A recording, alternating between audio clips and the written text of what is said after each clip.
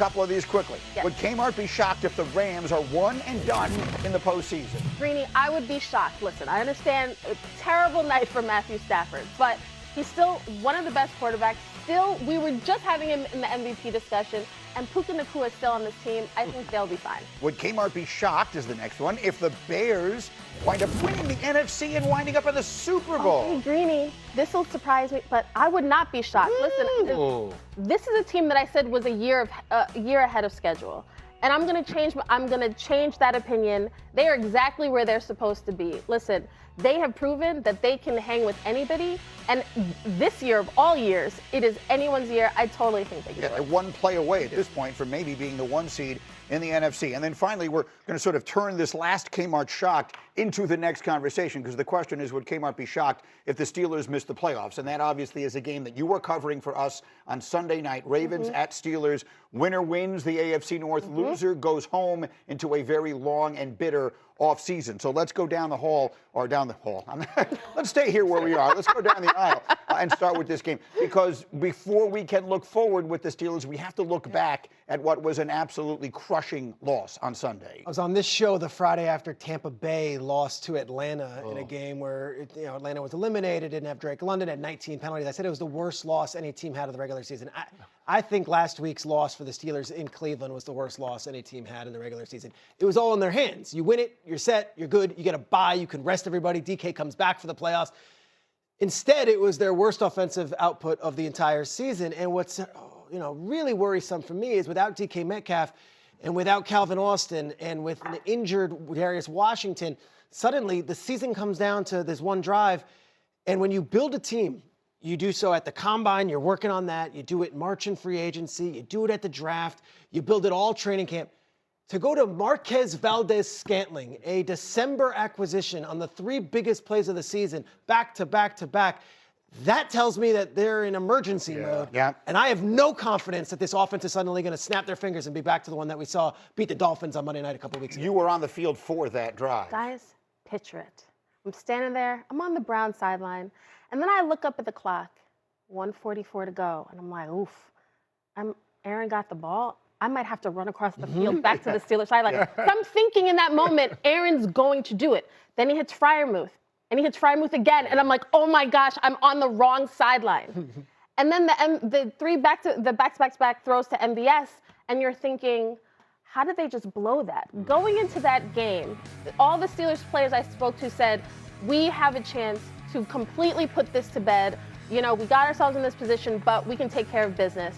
And when you walk away from that game, now you're thinking, okay, are we looking at an offseason where if the Steelers lose, are they going into next offseason with the same questions they had in this offseason, which is, who's our quarterback? Because this very well could be Aaron Rodgers' last game, and Mike Tomlin has said, I will do everything in my power to make sure it's not. That last play that you saw, which was the 4th down pass to MVS in the corner of the end zone, that most certainly would have been to DK Metcalf as he is there. Right. But there's no point in relitigating that. He's not going to be there Sunday in a game they need to play. So, J-Mac, how do the Steelers win this game without him? And I think when we look back at that game, it wasn't just the last 3 plays to MVS. It was throughout the game that they were trying to find a way to get explosive plays down the field. And Hembo gave me the stat. Aaron Rodgers, 35 explosive pass plays. 15 of them have gone to DK Metcalf. Throughout the course of this game, he is looking to go to that one-on-one look, but he couldn't. These guys couldn't get open. This one's Adam Thielen, one-on-one, can't get open against Campbell. These were those opportunities. So now the catch and run, the same thing that we've seen go to DK,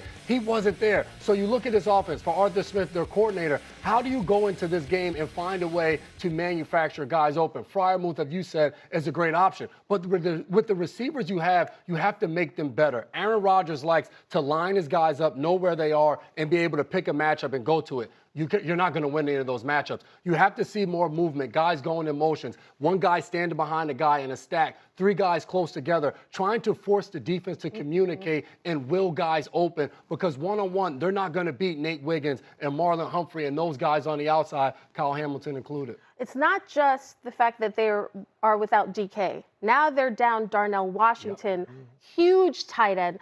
Going into Literally and figuratively. Literally. Yeah. But also in that game, they did not have Calvin Austin, a speedy guy as well.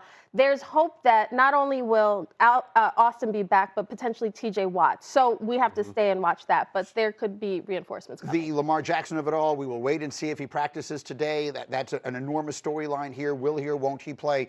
We'll start getting some answers to that as we work our way forward. And then to me, that's a little picture stuff. That's what this game, how it will be decided. To me, the bigger picture here is almost a little more interesting because I think it gets very noisy very quickly around whichever team loses on Sunday night. The two longest tenured coaches in the NFL going up against each other in games where these seasons were going in limping into the playoffs. Regardless of the winner, they're going to be underdogs in that wild card round at home.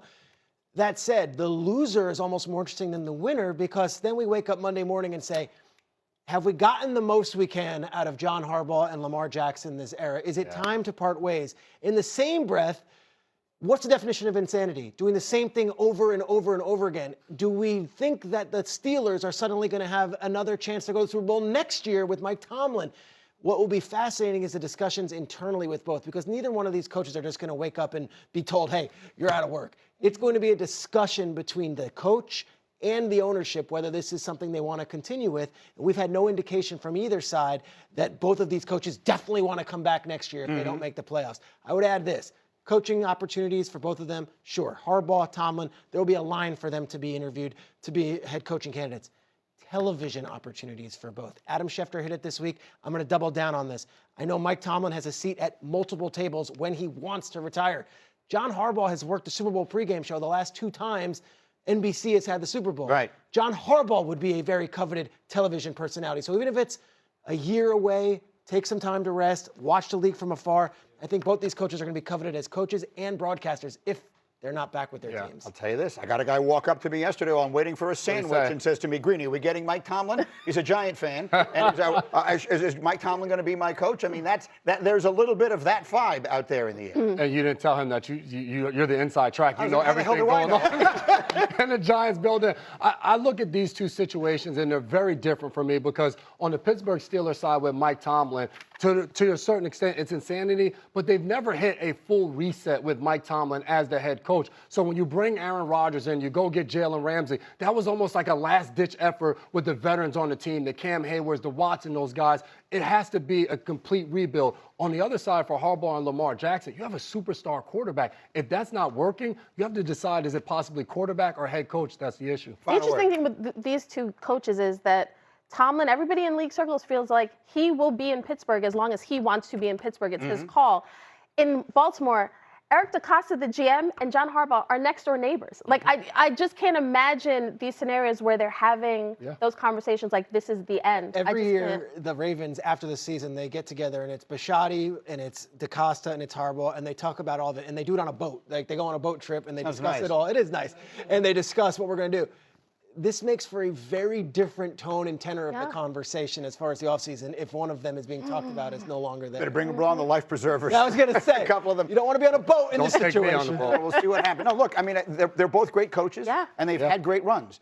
These things don't go on forever. I mean, you know, they've both been there almost 20 years. At some point, one or both of them are no longer going to be in those jobs. Much more on the NFL as we go. Back to the college games, of course. The big one is tonight. We have one metric that suggests that Carson Beck and the Hurricanes are getting ready to spring a major upset tonight.